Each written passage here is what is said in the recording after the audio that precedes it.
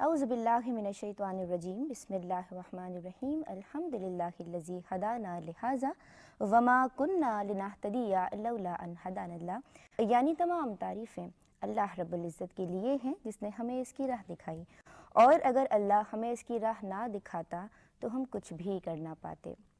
اللہم صلی علی سیدنا ومولانا محمد عدد ما فی علم اللہ صلاۃ دائمۃ بدوام ملک اللہ۔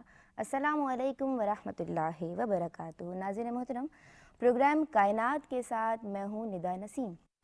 ہمارا یہ پروگرام خالق کائنات کی لامحدود قدرت و حکمت کو جاننے اور پہچاننے کی ایک ایمان افروز کاوش ہے، اسے پیش کرنے کی سعادت پی ٹی وی یعنی پاکستان ٹیلی ویژن کے حصے میں آئی ہے۔ آج کے ہم اس پروگرام میں کائنات کی اس ایپیسوڈ میں پانی کو موضوع گفتگو بنائیں گے۔ اپنے محترم مہمانان گرامی کا تعارف کروا دوں۔ میرے پہلے مہمان ہیں ڈاکٹر عبدالرشید صاحب۔ قرآن اور سنہ سے آپ کا تعلق ہے، ستارہ امتیاز سے بھی آپ کو نوازا جا چکا ہے۔ میرے دوسرے مہمان ہیں ڈاکٹر مرزا ارشد علی بیگ صاحب، آپ پی ایچ ڈی ہیں، اور ان کے حوالے سے ناظرین بتاتی چلوں کہ آپ فارمر ڈی جی PCSIR بھی ہیں۔ آپ دونوں شخصیات کو میں کہتی ہوں السلام علیکم، اور آپ دونوں کو خوش آمدید کہتی ہوں۔ ڈاکٹر صاحب، کیا یہ کہا جا سکتا ہے کہ زمین پر حیات کا آغاز پانی سے ہوا، اور کیا زمین پہ پانی پہلے سے موجود تھا؟ یہ بات صحیح ہے، دونوں ہی چیزیں ساتھ ساتھ آئی ہیں۔ جیسے میں عرض کر رہا تھا، جب کولنگ ہو گئی جی اتنا وہ ہو گیا تو کنڈنسیشن ہوا۔ جی کنڈنسیشن پہلے تو یہ زمین لاوا کے اس میں تھی، بہت ہی زیادہ گرم، اس کے بعد میں وہ کول ہوتی گئی، تو جو پانی کا حصہ ہے، جی پانی کا حصہ وہ بعد بخارات کی شکل میں تھا۔ جی بخارات کے بعد میں جب یہ کنڈنسیشن ہو گیا، مطلب زمین اتنی ہو گئی، تو وہ کنڈنسیشن پانی کی شکل میں آنے لگا، برسات آنے لگی۔ ایک زمانے تک اس زمین کے اوپر میں بارش ہی ہوتی رہی۔ اب اس کے بعد میں جو زمین بننی شروع ہوئی وہ ٹیکٹونک موومنٹ کہلاتا ہے۔ اس عمل میں مختلف چیزیں، مختلف جو کانٹیننٹس ہیں یہ وجود میں آئے ہیں۔ کوئی کسی طرف جا رہا تھا، کوئی کسی طرف جا رہا تھا، لیکن جس وقت یہ کنڈنسیشن ہوا، چاہے وہ زمین کا کنڈنسیشن ہوا، چاہے وہ مارس کا کنڈنسیشن، چاہے وہ جتنے آپ کو نظر آ رہے ہیں اس میں کنڈنسیشن ہوا ہو، سب میں پانی ہے۔ رہا سوال اس کا کہ پانی کیا زمین پر ہے، زمین کے نیچے بھی ہے یا نہیں ہے۔ یہ ٹیکٹونک موومنٹ اور اس مدار میں گھومنے کے اس میں یہ تمام چیزیں آئی ہیں۔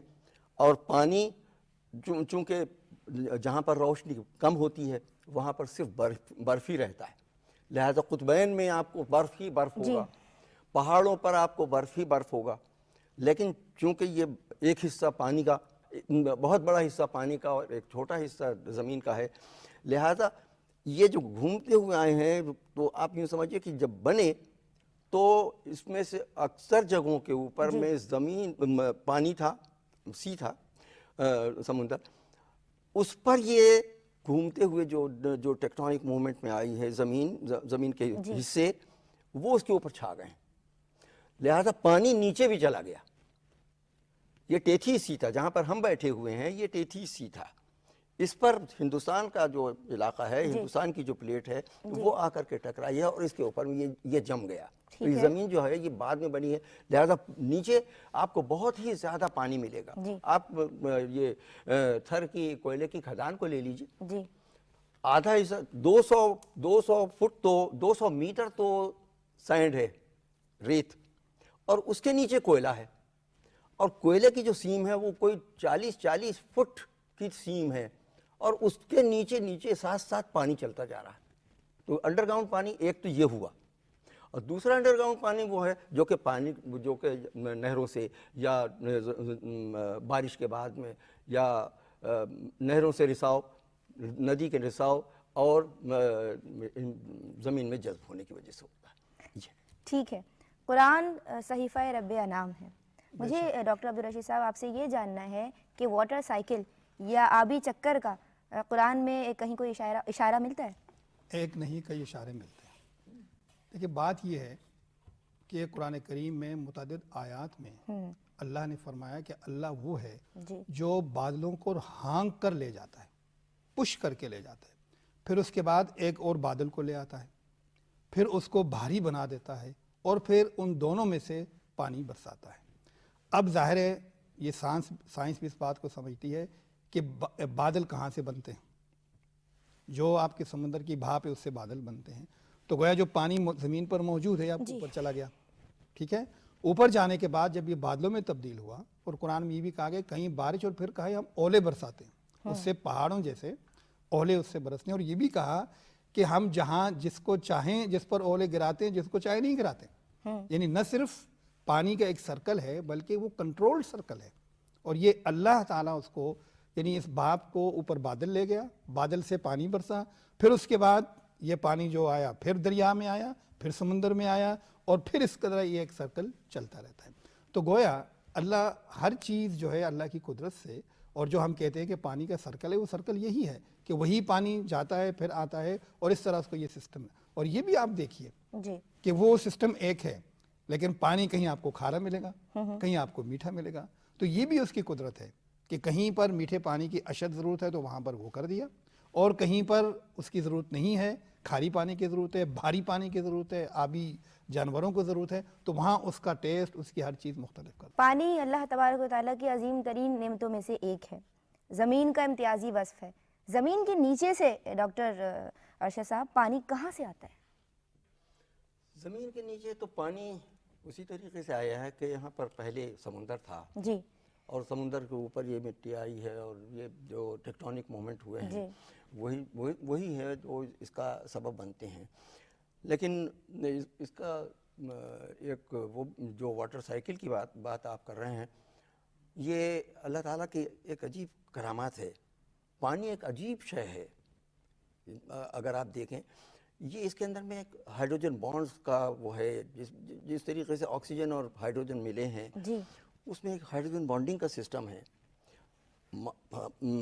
H2O مالیکیول جو ہے، جی پانی کا جو مالیکیول ہے، اس کو کسی صورت سے پانی نہیں ہونا چاہیے تھا، اس کو گیس ہونی چاہیے تھی، لیکن اللہ تعالیٰ کی ایک قدرت ہے، اس کے اندر میں یہ جو ہائیڈروجن بانڈ کا سلسلہ ہے، جو پولیرٹی وغیرہ آئی ہے، اس کی وجہ سے یہ پانی بنا ہوا ہے، ورنہ دونوں گیسیں ہیں آپ۔ ورنہ یہ گیس ہونی چاہیے تھی۔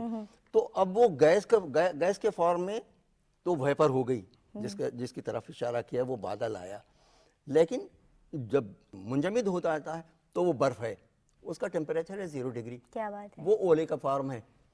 اچھا، یہی برف ہے جو کہ آپ کو قطبین میں ملتا ہے، اور یہی وہ ہے جو پہاڑوں کے اوپر ملتا ہے، برف پگھلتی ہے، برف جب پگھلتی ہے تو وہ پانی بن جاتا ہے۔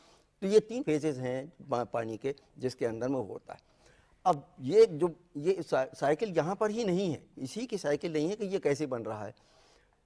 سمندر گرم ہوا، بہت زیادہ گرم ہوا، سمندر جب گرم ہوتا ہے تو اس کی بھاپ نکلتی رہتی ہے، وہ بھاپ جب بہت زیادہ اڑتی ہے بادل بنتا ہے، کنڈینس ہوتا ہے وہاں، لیکن ایک خطے میں ہو رہا ہے، ایک خطے میں تو یہ گرمی ہو رہی ہے، دوسرے خطے میں آپ کو جو سردی مل رہی ہے، وہاں جا کر کے کنڈینس ہو جاتا ہے۔ تو بھاپ ہمارے یہاں پر جیسے آپ عربین سی کو لے لیں، یہاں پر جو گرمی ہوتی ہے اور جو بخارات اٹھتے ہیں، تو ایک تو یہ بخارات چلتے ہیں ہوا کی وجہ سے، جو کہ ٹراپیکل اسٹارم ہوتے ہیں اس کی وجہ سے اٹھتے ہیں، تو یہ ہماری مانسون کی بارشیں شروع ہو جاتی ہیں۔ ٹھیک ہے، جو پانی یہاں پر منجمد ہوا تھا سمندر میں، یہ بھاپ بنا اور اس نے اتنے بڑے خطے میں بارش کر دی۔ بارش کا پانی آیا ندیوں کے اندر میں اور کچھ تھوڑا سا جذب ہوا، باقی پانی سارے کا سارا بہتا نہیں ہے، سارے کا سارا جذب نہیں ہوتا، باقی پانی پھر وہ ویپر کے فارم میں رہ جاتا، بھاپ کے فارم میں رہ جاتا۔ اور یہ برابر آپ کی پوری دنیا کے اندر میں ایسی والی سائیکلز چل رہی ہیں۔ یہ سائیکل صرف مانسون، ہمارے ہاں پر مانسون ہے، دوسری جگہوں پر بھی مانسون ہے، لیکن اکثر جگہوں کے اوپر میں آپ دیکھیں گے تو اسی طریقے سے یہ والا سلسلہ چلتا رہتا ہے۔ اس وقت ایک چیز اور کہتا ہوا چلوں، اب تازہ پانی ہمارے سمندروں میں نہیں جاتا، ہمارے سمندر میں تو جاتا ہی نہیں، اس وجہ سے سمندر کا پانی زیادہ نمکین ہو گیا ہے. پہلے اس کی 3.5% ہوا کرتی تھی سیلینٹی, اب اس کی 4% تک چلی گئی ہے, بڑھ گئی ہے. نتیجہ یہ ہوا ہے کہ سمندر, ہمارا سمندر جی 1.5 سے 2.0 ڈگری سینٹی گریڈ گرم ہو گیا ہے. اچھا یہاں پر بھاپ زیادہ بڑھ رہی ہے. ڈاکٹر عبدالرشید صاحب، عقل انسانی دنگ ہے، اللہ تبارک و تعالیٰ کی شان ربوبیت کھل کے سامنے آ رہی بے ہے. شک. مجھے یہ بتائیے گا کہ مستقبل میں آبی قلت کیوں کر ممکن ہے، جبکہ اللہ کا اتنا پیارا نظام ہے، وہ ری سائیکلنگ چل رہی ہے پانی کی، لیکن پھر بھی آبی قلت ممکن ہے؟ بات یہ ہے کہ اگر مستقبل میں قلت ہوگی اور ہوگی تو اس کے ذمہ دار ہم ہیں. دیکھیے قرآن نے ہمیں ایک فارمولہ دیا ہے کہ جب اللہ تعالیٰ تمہیں جو نعمت دے تو تم اس کا شکر ادا کرو. وَأَمَّا بِنِعْمَةِ رَبِّكَ فَحَدِّثْ. جی اور شکر ادا کرنے سے مراد صرف یہ نہیں ہے کہ تم اللہ کے سامنے سجدے ریز ہو جاؤ، ضرور ہو جاؤ، جی اللہ کی عبادت کرو، ضرور ہو. شکر ادا کرنے کا بہترین طریقہ ہے کہ جو اللہ تعالیٰ نے مجھے نعمت دی ہے میں اس کی مخلوق کو اس میں شامل کروں، میں اس نعمت سے خود بھی لطف اندوز ہوں اور دوسروں کے ساتھ شیئر کروں. تو بات یہ ہے کہ پانی کی کمی تو نہیں ہے، جی ٹھیک ہے نا. اب اللہ تعالیٰ نے ہمیں ایک نعمت دے دی. اب اسی طرح اس کو دیکھیں کہ اللہ تعالیٰ نے ہمیں ایک باڈی دے دی، جی ٹھیک ہے، اور کہا کہ تمہارے لیے بنیادی ضرورت کھانا پینا ہے. اب ایک شخص بالکل کھانا نہیں کھائے گا جی تو زندہ نہیں رہ سکتا، لیکن بہت زیادہ کھائے گا تو ہیضے کا مریض ہو کے مر بھی سکتا ہے. تو ہم نے پانی کے ساتھ بھی یہ کیا. کہیں تو ہم نے پانی کا اتنا بے تحاشا استعمال کر دیا کہ ہم نے یہ نہیں سوچا کہ اس کی بھی ضرورت، کیونکہ دیکھیے حدیث میں ہے کہ اگر تم دریا کے کنارے بھی وضو کر رہے ہو تو پانی کا اسراف نہ کرو. ڈاکٹر ارشد صاحب، زمین کے 70% حصے پہ پانی ہے. پانی کے اس تناسب میں کمی یا زیادتی ہوتی ہے، اور اگر ہوتی ہے تو کس طرح ہوتی ہے؟ اس میں کمی کی تو کوئی گنجائش نہیں ہے، اس لیے کہ زمین کی کشش کچھ ایسی ہے کہ پانی اور جو بہت ہی لائٹ گیسز ہیں ان کو بھی یہ روکے ہوئے ہیں. دوسرے جو سیارے ہیں ان میں یہ استطاعت نہیں ہے، وہ ان کو نہیں روک سکے. تو منجمد پانی جو ہے وہ تو نہ زمین سے جا رہا ہے نہ کسی اور جگہ سے جا رہا ہے. منجمد پانی تو آپ کو ہر جگہ پر ملے گا، چاہے وہ نیپچون ہو چاہے وہ مارس ہو. پانی میں جو بیلنس اللہ تعالیٰ نے دیا ہے وہ اس ثقل کی جو وہ ہے کیفیت، اس کی وجہ سے وہ اتنا ہی رہے گا. اور پانی کی قلت اگر ہمیں نظر آ رہی ہے کہ ہماری زمینوں میں پانی کو جذب کرنے کی استطاعت نہیں ہے. یہ اتنا سیلاب زمانہ قدیم میں بھی سندھ دریا میں آتا، مطلب 15,000 پہلے یہ والا خطہ بنا ہے. اس وقت بھی یہاں پر ایسے سیلاب آتے تھے لیکن پانی جذب ہو جاتا تھا یا سمندر میں بہہ جاتا تھا، زمین کے اندر کی استطاعت ختم نہیں ہوتی. اب ہم نے اس کا ختم کر دیا، اس لیے کہ پانی جو لایا تو اس کے ساتھ میں نمکیات ہیں. نمکیات کے ساتھ کیا زمین کے ساتھ میں انٹریکشن ہوا، وہ کرسٹ بن جاتی ہے. اب اس کرسٹ کے بعد میں نیچے پانی کا جذب ہونا کوئی ضروری نہیں ہے. ڈاکٹر صاحب، قطبین پہاڑوں پہ، گلیشیئرز پہ جو برف کی شکل میں یعنی فروزن کنڈیشن میں پانی موجود ہے، تو اس حوالے سے ہماری رہنمائی کیجیے. جی ہاں، یہ تو کوئی 2% یا 2.5% پانی ہے جو کہ وہاں پر جذب ہے. جی لیٹیچیوڈ کے حساب سے وہ 90 ڈگریز کے اوپر میں ہے، لہذا وہاں تک کہ سورج کی شعاعیں نہیں جا سکتی ہیں. وہاں پر تو ایسی جگہ بھی ہیں جیسے لیننگراڈ وغیرہ ہے، جی وہاں پر ایک وقت آتا ہے جب کہ سورج غروب ہی نہیں ہوتا، اور کئی دن ہوتے ہیں جب کہ سورج وہاں پر طلوع ہی نہیں ہوتا. ایسی صورت میں جو پانی وہاں پر ہے، جتنا ٹیمپریچر وہاں پر ہے وہ کنٹرول رہتا ہے. چنانچہ اس وقت جب کہ سورج کی شعاعیں وہاں پر نہیں پڑ رہی ہیں اور وہ جو اثرات ہیں، گرمی کے جو اثرات ہیں وہ اس پر نہیں پڑ رہے ہیں، تو وہاں پر پانی ویسا ہی رہے گا. آپ نے بتایا کہ قطبین پہاڑوں پہ، گلیشیئرز پہ جو برف موجود ہے، جو پانی موجود ہے، وہ فروزن کنڈیشن میں ہے. اب اس کی کیا صورتحال ہے؟ انوائرمنٹل چینجز جو ہو رہے ہیں، جو یہ تبدیلیاں آ رہی ہیں ماحول کی، تو اس حوالے سے پانی کے جو ہمارے ریزروائر ہیں، جو water storage, national water storage reservoirs ہیں، تو اس میں کمی نہیں آئے گی؟ آرکٹک پہ پگھلاؤ نظر آ رہا ہے.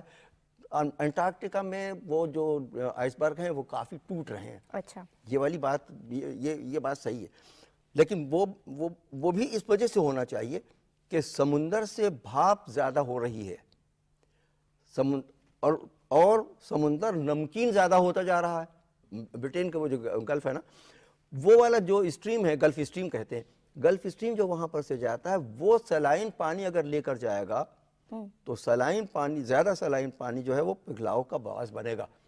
گرمی باعث نہیں بن رہی ہے. وہ کہتے یہی ہیں کہ سمندر کی سطح جو ہے وہ بڑھتی جا رہی ہے، اور سن 2050 میں وہ وقت آئے گا جب کہ شاید یہ 100 سینٹی میٹر تک ہی بڑھ جائے گا، اتنی اونچائی پر آ جائے گا، جس کی وجہ سے ہمارے اکثر علاقے جو کہ زمین کے، جو کہ سمندر کی سطح سے کوئی 1 میٹر پر ہی ہیں، اس پہ وہ زیر آب آ جائیں گے. یہ والی بات یہ کہتے ہیں. ہم نے پاکستان میں سمندر کی سطح کو بڑھتے ہوئے نہیں دیکھا بلکہ گھٹتے ہوئے دیکھا ہے. ابھی بھی آپ دیکھیں گے تو سمندر پتہ نہیں وہ کہاں تک چلا گیا.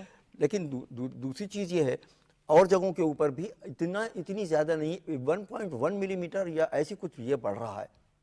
10 سال کے اندر میں اگر بڑھے گا تو 1 سینٹی میٹر اتنے سال کے اندر. لیکن وہ جو بات گلیشیئر کے پگھلنے کی ہے، گلیشیئر کے اگر وہ سارے پگھل گئے تو یقیناً، جیسے کہ یہ جو خطہ ہے یہ بھی تو پانی میں تھا.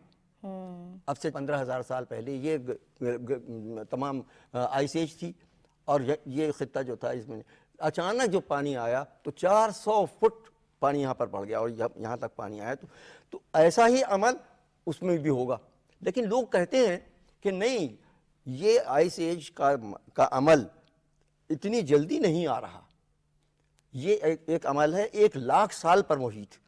ڈاکٹر عبدالرشید صاحب، مجھے یہ بتائیے گا، صفائی نصف ایمان ہے، اسلام پانی کے ذریعے پاکیزگی حاصل کرنے کا درس دیتا ہے، اس کی کیا وجوہات ہیں؟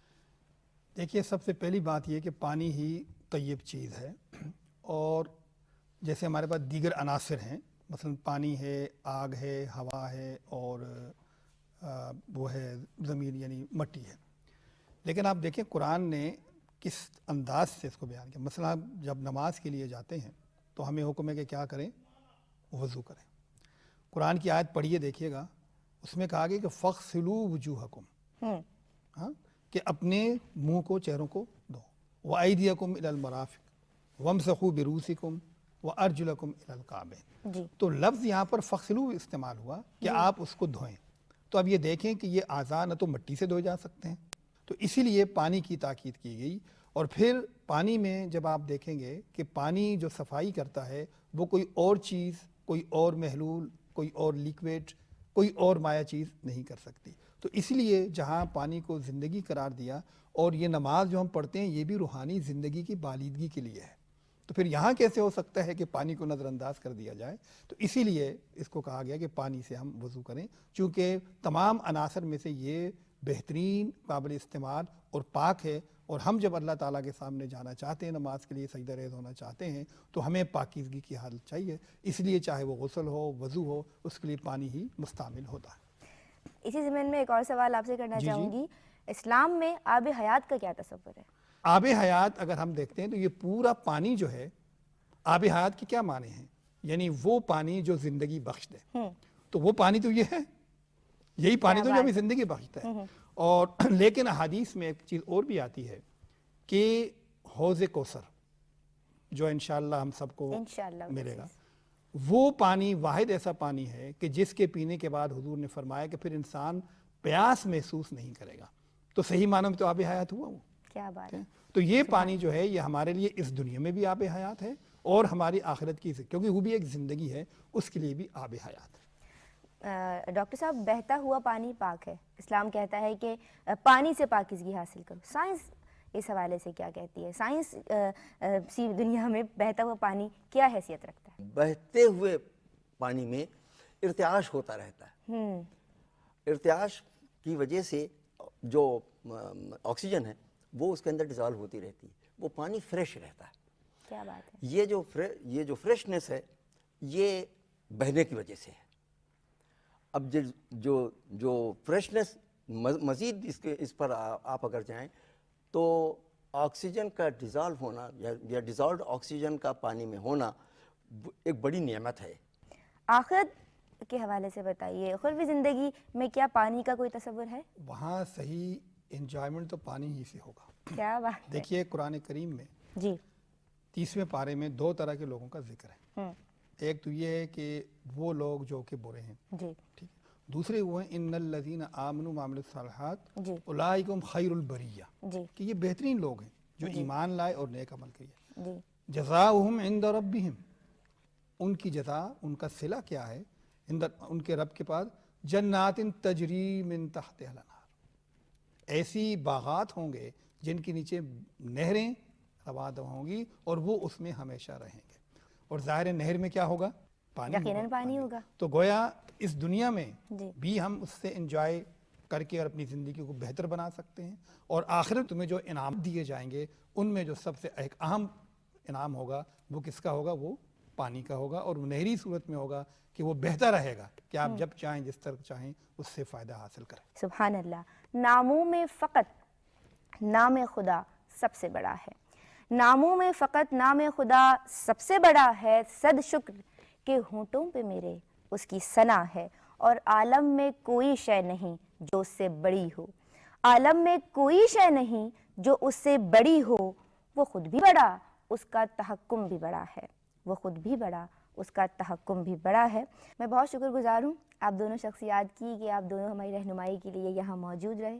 رضا نسیم کو اجازت دیجیے اس دعا کے ساتھ کہ اللہ تبارک و تعالی ہم سب سے دین و دنیا میں راضی رہے. فی امان اللہ. السلام علیکم ورحمۃ اللہ وبرکاتہ.